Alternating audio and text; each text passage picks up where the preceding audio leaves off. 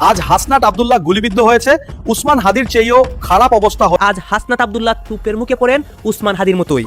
গত কিছুদিন ধরে অনেক প্রতিবেদন আমরা দেখতে পাচ্ছিলাম যে উসমান হাদির পর নেক্সট টার্গেট হাসনাত আব্দুল্লাহ। সর্বশেষ হাসনাতের কি হয় এবং এই ষড়যন্ত্রগুলা কে করতেছে? এনসিপি নেতা হাসনাত আব্দুল্লাহকে পরবর্তী টার্গেট হিসেবে উল্লেখ করে ভারতের সাবেক সেনা কর্মকর্তা কর্নেল অবসরপ্রাপ্ত অজয় কে রায়না লিখেছেন, গুলি করতে হবে ঘাড়ে, মাথায় নয়। প্রথমে তাকে নিশ্চুপ করাতে হবে এবং ছোট্ট ছোট্ট ভুলগুলো শুধরে নেওয়া হবে। ভারত যে কোনো সময় হামলা চালিয়ে দিতে পারে, কোনো প্রকার আইনের বালাই কিন্তু এখানে নাই। নেক্সট লক্ষ্যবস্তু হাসনাত আব্দুল্লাহ। বিভিন্ন সূত্রে জানতে পারছি হাসনাত আব্দুল্লাহকে ভারত বিরোধী বক্তব্য দেওয়ানো হচ্ছে পরিকল্পিতভাবে, যাতে করে হাসনাতকে খেয়ে দিলে সেই দায়টাও ভারতের উপর চাপানো যায়, সেই দায়টাও বাংলাদেশ আওয়ামী লীগের উপর চাপিয়ে সাধারণ মানুষের সাইকোলজি নিয়ে গেম খেলা যায়। দেশের ভেতর তাদের আর কোনো রাজনীতি আর অবশিষ্ট নেই। মানে এখানেই জেনারেল ওয়াকারুজ্জামান যে 2025 সালের জানুয়ারিতে মানে কথাগুলো বলেছেন সেটা নতুন করে পড়া দরকার। যুদ্ধ শুরু হলে যুদ্ধ কারা করবে, হাসনাতরা নাকি এই ওয়াকাররা? আর এসব পোলাপান ভাই, তুমি এমবিসি বাংলাদেশে ভারতের হাই কমিশন ঘেরাও করো, তাহলে সরাসরি যুদ্ধ ঘোষণা করো, দেখি ফেরম থাকবে ভারতের ভূমিতে এক পা রাখতে পারবে না কেউ। বাংলাদেশের পাশে ভারতকে ছেড়ে দাঁড়াবে, যত মেরে ভাই মেরে মুসলিম মাজাই বলো, হচ্ছে বাস এত ফাল পারছে কেন? দর্শক, নতুন একটা নিউজে আপনাকে স্বাগতম। দর্শক, গতকাল বাংলাদেশে ঢাকায় অবস্থিত দিল্লির হাই কমিশন ঘেরাও করেছিল, আর এর জেরেই এখন বিশ্লেষকরা বলাবলি করছেন যে আসলে কোন দেশ আগে হামলা করবে, ভারত হামলা করবে নাকি বাংলাদেশ সেভেন সিস্টার্সে দখল করে নেবে বা সেভেন সিস্টার্সকে টুকরো টুকরো করে দিবে? দর্শক মন্ডলী, আপনার কাছে কি মনে হয়, বাংলাদেশে যে ভারত বিরোধিতা তৈরি হয়েছে এর জেরে কি ভারত বাংলাদেশে আক্রমণ করবে নাকি করবে না, তা অবশ্যই কমেন্ট করে জানিয়ে দিন। দর্শক মন্ডলী, এছাড়াও ভিডিও শুরুতেই যে গুরুত্বপূর্ণ অংশগুলো দেখেছেন তার বিস্তারিত আলোচনা একটু পরেই দেখতে চলেছেন, তাই বলবো যারা ভিডিওটি অন করেছেন না টেনে সম্পূর্ণ নিউজটি মনোযোগ সহকারে দেখতে থাকুন। তো দর্শক, আর দেরি না করে চলুন দেখে আসবো আজকে সেই কাঙ্ক্ষিত ভিডিওগুলো। তবে তার আগে বলবো, যারা প্রতিনিয়ত আপডেট খবর দেখতে চান তাহলে অবশ্যই আমাদের চ্যানেলটি সাবস্ক্রাইব করে পাশে থাকা বেল আইকনটি ক্লিক করে দিন। আর যারা ইতিমধ্যেই চ্যানেলটি সাবস্ক্রাইব করে রেখেছেন তাদেরকে অসংখ্য ধন্যবাদ। তো চলুন দর্শক, ভিডিওটিতে একটি লাইক দিয়ে আমরা ধারাবাহিকভাবে সবগুলো ভিডিওর আলোচনা দেখে আসি। জাতীয় নাগরিক পার্টি এনসিপি নেতা হাসনাত আব্দুল্লাহকে পরবর্তী টার্গেট হিসেবে উল্লেখ করে প্রকাশ্যে হত্যার হুমকি সংক্রান্ত মন্তব্য করার অভিযোগ উঠেছে ভারতের সাবেক সেনা কর্মকর্তা কর্নেল অবসরপ্রাপ্ত অজয় কে রায়নার বিরুদ্ধে। সামাজিক যোগাযোগ মাধ্যম এক্সে দেয়া এক পোস্টকে ঘিরে বাংলাদেশে ব্যাপক প্রতিক্রিয়া ও সমালোচনার সৃষ্টি হয়েছে। এমনকি কোথায় গুলি করা দরকার তা উল্লেখ করে অজয় লিখেছেন, গুলি করতে হবে ঘাড়ে, মাথায় নয়। প্রথমে তাকে নিশ্চুপ করাতে হবে এবং ছোট্ট ছোট্ট ভুলগুলো শুধরে নেওয়া হবে। এমন মন্তব্যকে অনেকেই সরাসরি মৃত্যু হুমকি হিসেবে দেখছেন। অন্যদিকে এর আগে হাসনাতকে দেখে নেয়ার এবং বাংলাদেশকে শিক্ষা দেওয়ার হুমকি দেন ভারতের আসাম রাজ্যের মুখ্যমন্ত্রী হিমন্ত বিশ্ব শর্মা। তিনি বলেন, বাংলাদেশে গত এক বছরে এই চর্চা বারবার হচ্ছে যে নর্থ ইস্টকে ভারত থেকে বিচ্ছিন্ন করে বাংলাদেশে যুক্ত করা উচিত। এটা বারবার আসছে, কিন্তু আপনারা জানেন ভারত একটি বড় দেশ, পরমাণু শক্তিধর রাষ্ট্র এবং বিশ্বের চতুর্থ বৃহত্তম অর্থনীতি। ভারতের সঙ্গে বাংলাদেশ কিভাবে এটা করবে, এটা তো ভাবাও ভুল। নেক্সট লক্ষ্যবস্তু হাসনাত আব্দুল্লাহ। বিভিন্ন সূত্রে জানতে পারছি হাসনাত আব্দুল্লাহকে ভারত বিরোধী বক্তব্য দেওয়ানো হচ্ছে পরিকল্পিতভাবে, যাতে করে হাসনাতকে খেয়ে দিলে সেই দায়টাও ভারতের উপর চাপানো যায়, সেই দায়টাও বাংলাদেশ আওয়ামী লীগের উপর চাপিয়ে সাধারণ মানুষের সাইকোলজি নিয়ে গেম খেলা যায়, যেমনটা গেম গত বছরের জুলাইয়ে আবু সাইদকে হত্যার মাধ্যমে খেলেছিল জামায়াত ইসলাম। গতকাল বাংলাদেশের ভারতীয় দূতাবাসে সেই তথাকথিত জুলাই জঙ্গিরা সেখানে গিয়েছিল একটা ম্যাসাকার সৃষ্টি করার জন্য, কিন্তু বাংলাদেশের আইন শৃঙ্খলা রক্ষাকারী বাহিনী তাদেরকে সেই সুযোগটা সৃষ্টি করে দেয়নি। সেখানে যাওয়ার পর অনেকগুলো ঘটনা ঘটেছে, অনেকগুলো স্লোগান আমার চোখে পড়েছে। তার মধ্যে অন্যতম দৃষ্টিকটু যে স্লোগান দুইটা ছিল, প্রথমত, যে ভারত খুনি পালে সে ভারত ভেঙে দাও। খুনি বলতে বাংলাদেশ আওয়ামী লীগের নেতাকর্মীদেরকে বোঝানো হয়েছে। ভারত তাদেরকে আশ্রয় দিয়েছে, তাদের জীবন রক্ষা করেছে, তারা তাদেরকে বাংলাদেশে মপ করতে দেয়নি জুলাই জঙ্গিদেরকে, সেজন্য ভারতকে ভেঙে দিতে হবে। দ্বিতীয় স্লোগান ছিল,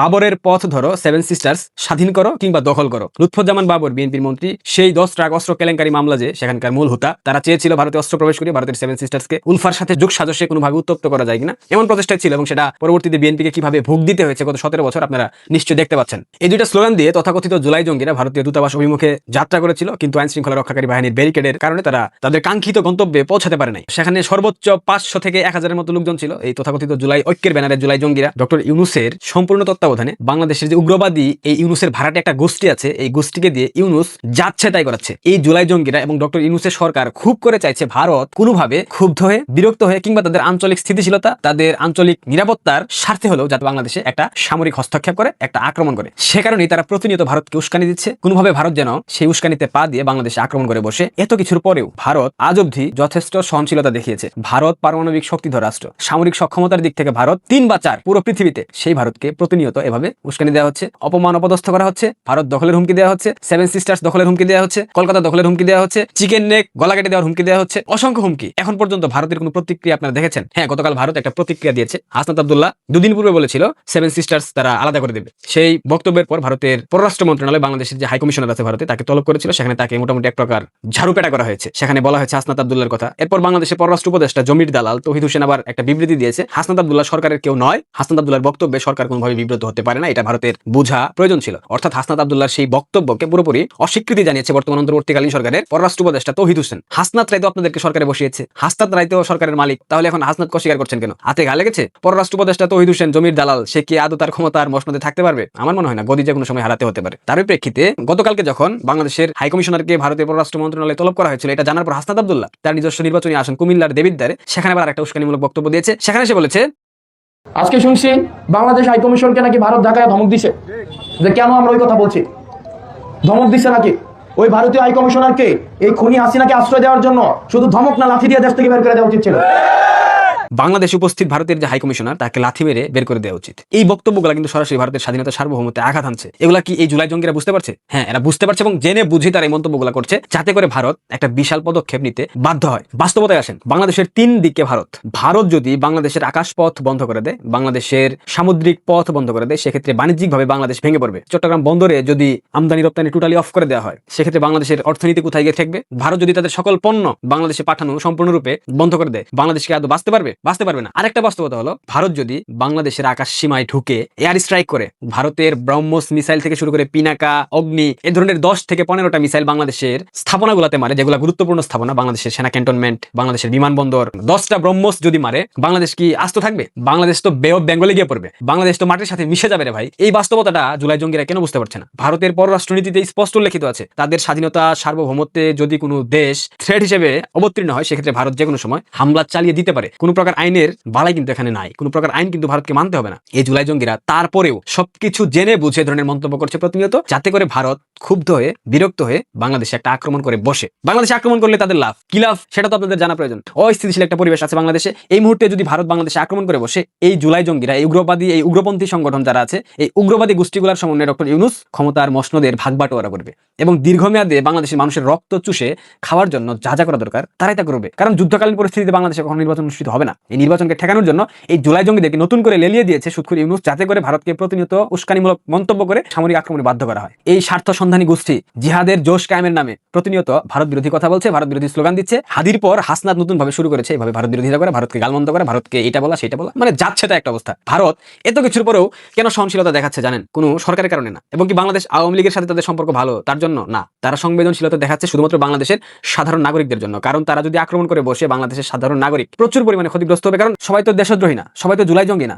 সবাই তো রাজাকারের বাচ্চা না, সবাই তো পাকিস্তানের বীজ না। সো এই পাকিস্তানের তথাকথিত একটা শ্রেণীকে মারতে গিয়ে ভারত চাচ্ছে না বাংলাদেশের নিরপেক্ষ সাধারণ মানুষ যারা আছে, যারা দেশপ্রেমিক মানুষ আছে, যারা মুক্তিযুদ্ধের পক্ষের শক্তি আছে, তাদেরকে কোনোভাবে আক্রমণ করতে। এই একটা মাত্র কারণে ভারত এখন পর্যন্ত যথেষ্ট সহনশীলতা এবং সংবেদনশীল আচরণ করেছে। অন্যথায় আরো আগেই ভারত এই সরকারকে প্যাকেট করে হাড্ডিগুড্ডি সমেত একদম অপরে পাঠিয়ে দিত। পৃথিবীর প্রত্যেকটা দেশ তাদের স্বাধীনতার সার্বভৌমত্বের উপর আঘাত হানলে চুপ করে মুখ বুজে সহ্য করবে না, তার জন্য যথেষ্ট প্রতিরোধ করবে, সামর্থ্য অনুযায়ী আক্রমণ করার চেষ্টা করবে। ভারতের ক্ষেত্রেও তাই। যারা জিহাদের জোশে, যারা আবেগের বশবর্তী হয়ে ভারতের সাথে যুদ্ধের উস্কানি দিচ্ছে, তাদের ফলাফল কখনোই ভালো হবে না।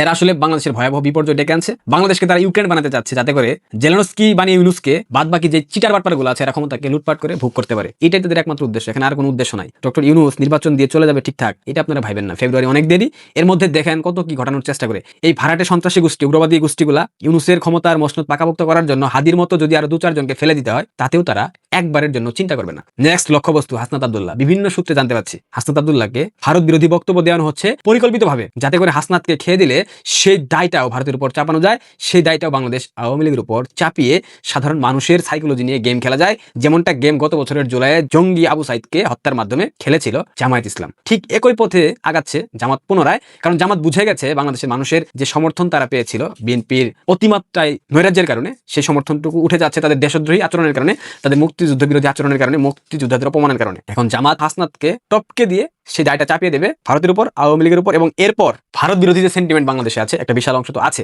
এই সেন্টিমেন্টের যে সমর্থন, এটাকে পুরোপুরি ক্যাশ করার জন্য জামাত এই কাজটা করছে। হাসনাত শুধু শুধু লাফাচ্ছে না, হাসনাতকে পেছন থেকে ফুয়েল দিচ্ছে জামাত। যদি বিশ্বাস না হয় খবর নিয়ে দেখতে পারেন, আপনাদের যদি কোনো ব্যক্তিগত সোর্স থাকে। সব কথার শেষ কথা, ভারত বাংলাদেশে কখনো আক্রমণ করবে না। হতে পারে ভারত মিয়ানমারকে দিয়ে একটা গেম খেলতে পারে, আমি বলছি না খেলবে, বাট সরাসরি ভারত বাংলাদেশকে কখনো আক্রমণ করবে না, কখনোই করবে না, এইটুকু নিশ্চিত আপনারা থাকতে পারেন। এবং এই জুলাই জঙ্গিদেরকে কিভাবে শায়েস্তা করতে হয় এটা ভারত জানে। পৃথিবীতে কয়েকটা দেশ আছে, রাশিয়া, ভারত, ইসরায়েল এবং মার্কিন যুক্তরাষ্ট্র। পৃথিবীর যে দেশগুলো এই দেশের সাথে সাংঘর্ষিক সম্পর্কে লিপ্ত হয়েছে, পৃথিবীর প্রত্যেকটা প্রান্ত এই দেশের কূটনৈতিক, এই দেশের বেসামরিক নাগরিক, এই দেশের যারা হত্যাকর্তা, তাদের জীবনকে জাহান্নাম বানিয়ে ফেলেছে। অদূর ভবিষ্যতে বাংলাদেশের এই তথাকথিত জুলাই জঙ্গিরা, ইউনূসের প্রশাসন এবং ইউনূসের যে অন্তর্বর্তীকালীন সরকারের উপদেষ্টা পরিষদ, এদের প্রত্যেকের জীবনকে পৃথিবীর যে প্রান্তে এরা পালিয়ে যাক না কেন, জাহান্নাম বানিয়ে ফেলে ভারতবর্ষ। হঠাৎ হাসনাত কেন ভারতের সেভেন সিস্টারকে ভারত থেকে আলাদা করার হুঙ্কার দিচ্ছে বলুন তো? দেশের ভেতর তাদের আর কোনো রাজনীতি আর অবশিষ্ট নেই তো? 2024 সালে কোটার নামে সন্ত্রাস করে ক্ষমতা দখল করার পর থেকেই যখন রাজনীতিতে টান পড়েছে, তখনই তারা ভারত ভারত করে হামলে পড়েছে। যতবার তারা ভারত ভারত করে, এতবার তারা সৃষ্টিকর্তার নাম নিলেও বেহেশতের পথটা মসৃণ হতো হয়তো তাদের, কিন্তু সেই ভারত ভারত জব থামছেই না তাদের। অথচ ইউনূস সরকারের আনা ভারতের চাল, ভারতের পেঁয়াজ, ভারতের কাঁচামরিচ সবই সকাল বিকাল খেতে হচ্ছে হাসনাত, মাহফুজ, নাহিদদের, তাই না?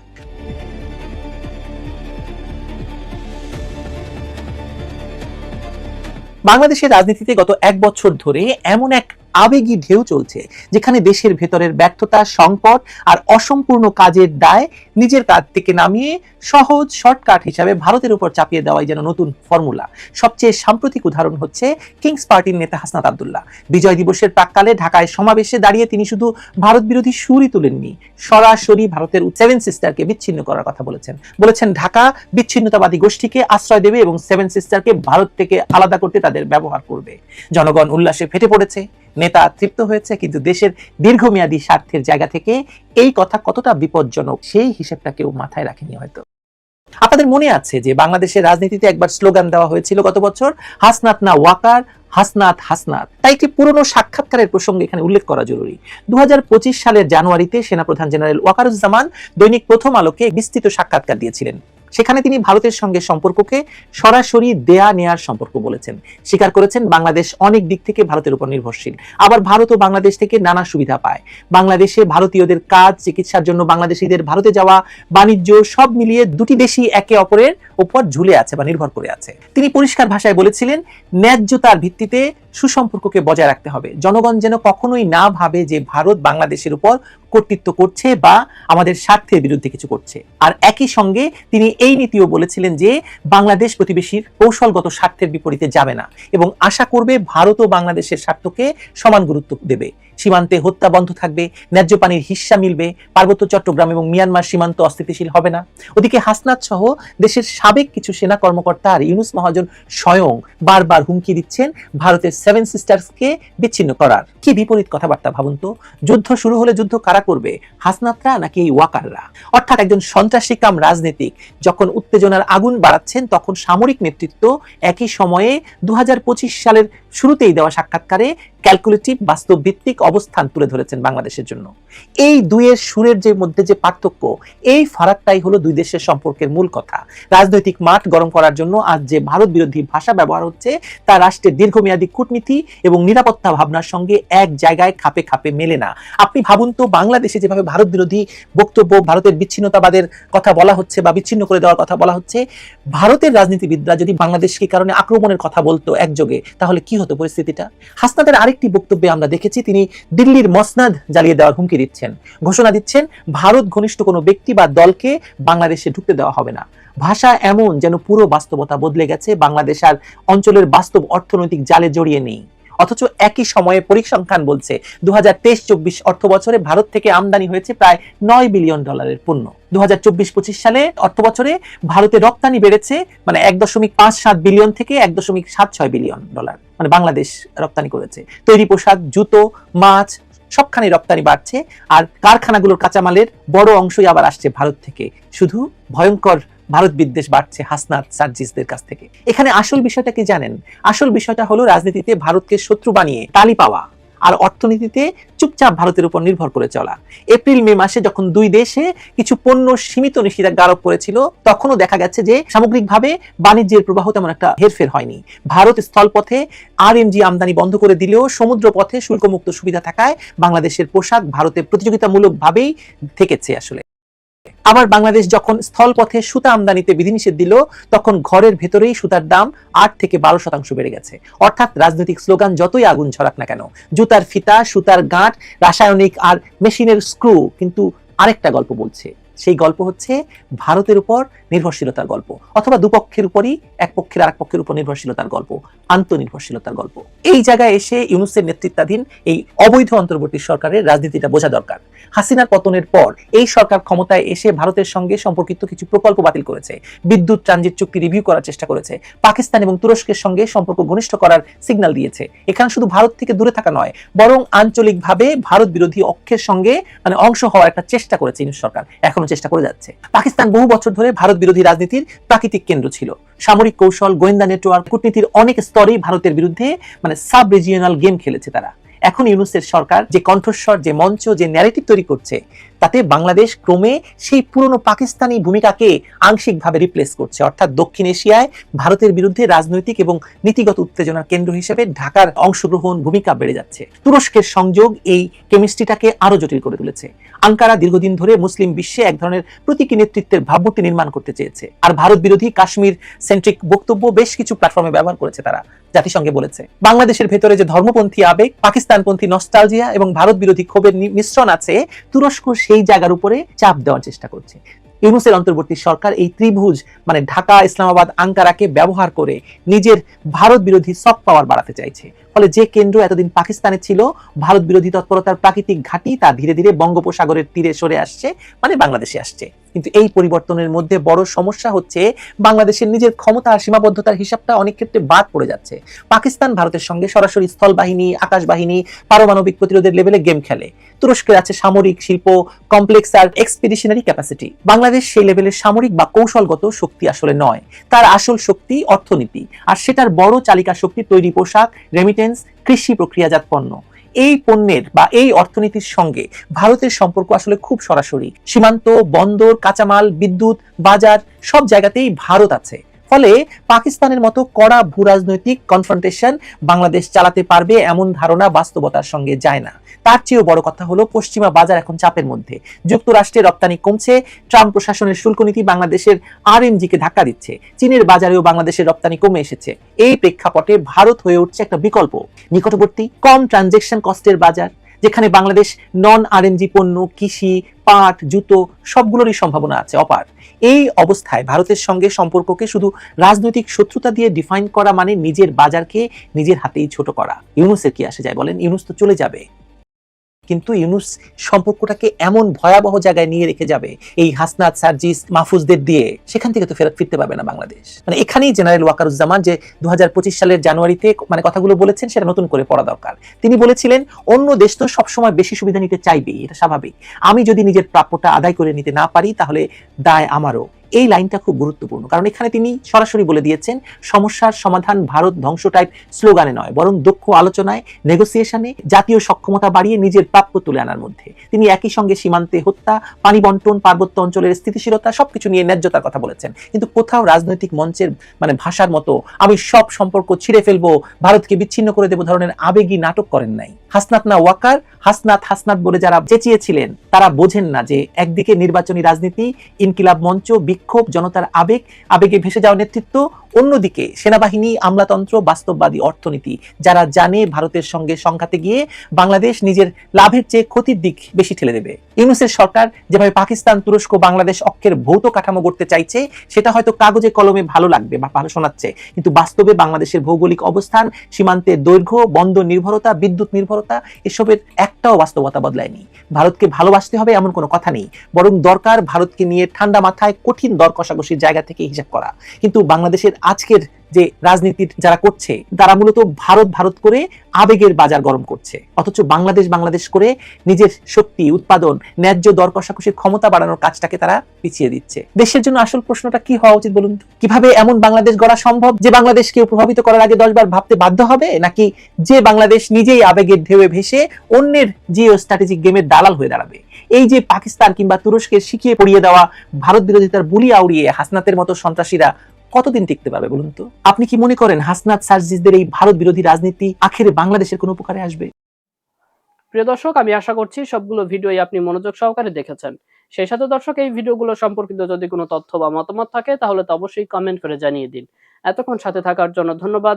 নিউজটি শেষ করছি এখানেই, ফিরছে আগামী ভিডিওতে নতুন কোনো টপিক নিয়ে। আল্লাহ হাফেজ।